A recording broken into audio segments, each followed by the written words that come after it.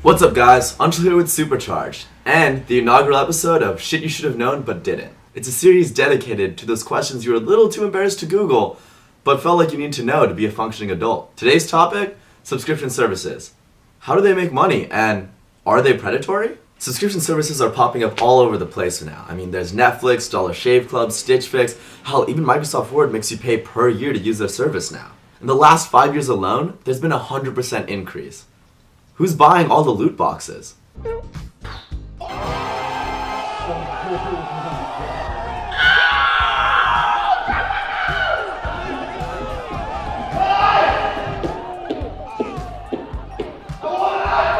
that begs the question, what is a subscription service? If you're not familiar with subscription services, they're something you pay for month to month or year to year for some good or service. Think magazines, or even cable TV. This is differentiated from a one-time payment option, like getting a bed from IKEA.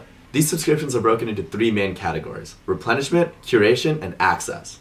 Replenishment is for those things that you need month to month, for example, toilet paper from the Amazon services or Dollar Shave Club. Curation is about creating an experience. Think fine, selected goods, like Stitch Fix. And finally, access, where you pay to have access to some goods or services that are provided to you. What we'll be focusing on today is a perfect example of this: Netflix. If you haven't heard of Netflix, then that means you haven't watched Bird Box, which... What are you doing? Go watch it!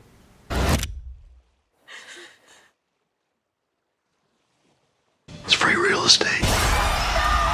Netflix is a streaming subscription service that offers access to movies and TV. It comes at about $7.99 a month at its cheapest and $13.99 at its most expensive. Netflix used to be a DVD rental service. I still remember way back when we would get those little red envelopes in the mail, and I would just start tearing them open crazily, wanting to see what was inside like a gift. And I would always get my dad yelling at me, "Don't mess with the neighbor's mail. It's a federal crime."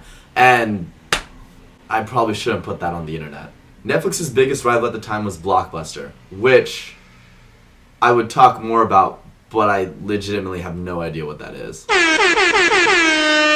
In 2007, Netflix opened up its streaming service, which saw a huge explosion of users, so much so that they had to switch away from the original DVD platform and split the company to focus on streaming. So this begs the question, how do they make money? $7.99 is not that much a month. In order to understand why Netflix charges what it does, you have to understand their costs. A marginal cost is the cost of producing one more unit of any given item. In this case, the cost of having one more person watching one more show on Netflix's platform. Servers and data costs are very low in this day and age, and with AWS it gets even cheaper. The sheer amount of data passing to Netflix every day with all the Office rewatches alone is incredible, but one more person watching isn't that much of a cost.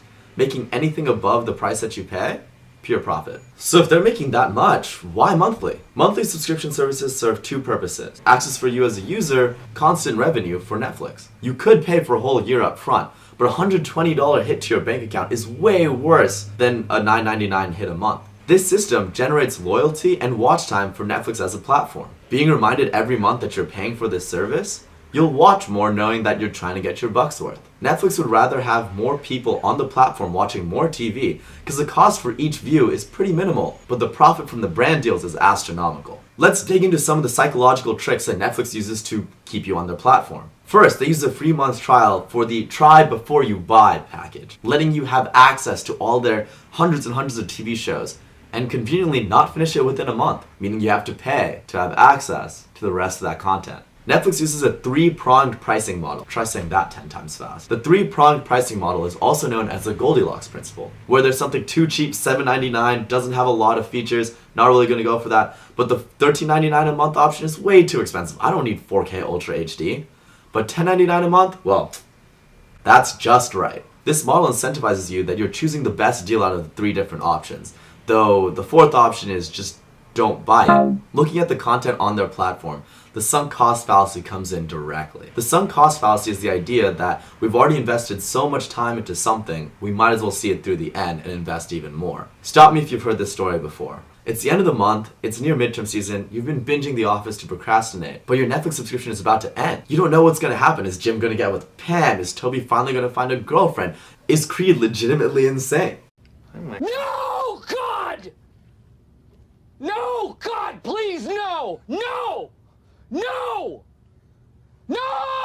So you end up ponying up a couple more bucks just for one more month, and you end up finishing The Office maybe on the 15th. But hey, you paid for 15 more days of Netflix, so start another series, maybe Sex and the City. But oh man, it's the end of the month again, and you haven't finished it yet. Guess you gotta keep paying. Finally, Netflix also uses social networking, and by extension, confirmation bias to keep you on their platform. You might remember all of the Bird Box memes that were all over social media for the last couple of weeks. Well, what if I told you there's a possibility that Netflix actually started a lot of those? Companies ranging from big to small have been known to buy user accounts as well as ads on Reddit, Twitter, and even Facebook in order to promote their content in a more organic seeming way. In doing so, and with the meme being picked up by the larger audience, it became a phenomenon. People had to watch Bird Box.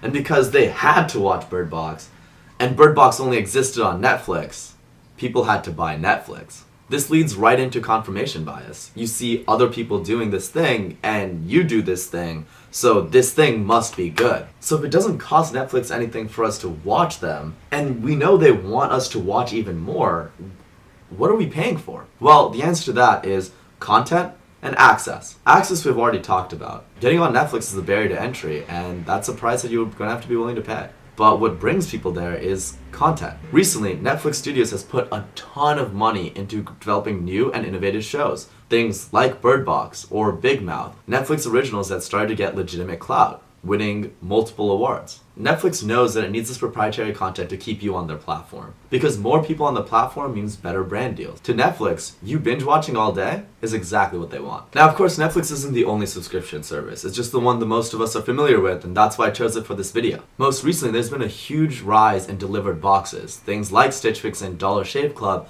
have seen enormous popularity in being able to provide these goods and services on a month-to-month basis. Hell, we've even seen a rise of loot boxes and gambling online thanks to the likes of Jake Paul and RiceGum. Subscription services seem like a cheap and nifty way to get the goods you want and need on a month-to-month basis if you're not sure about when you need it. But they can quickly add up. It's like renting a house versus buying a house. Renting's great for 2-3 years, but if you're gonna live there for longer than 5 or 6, you should probably look into buying it. When you're considering adding a new subscription service, consider how long you're gonna be paying for it, what that cost looks like, and what that benefit is to you. And make sure you know what you're signing up for. Netflix, at the end of the day, isn't that bad of a subscription service. They utilize a lot of the same tactics that many of these other companies do. But there are a lot of subscription services out there that don't. Make sure to watch out for what you're signing up for and how it affects you. Alright guys, that's everything I got for you today. Hope you liked the video and that you like and subscribe to this channel. And follow me on social media. Hope you learned some shit and see you around next time.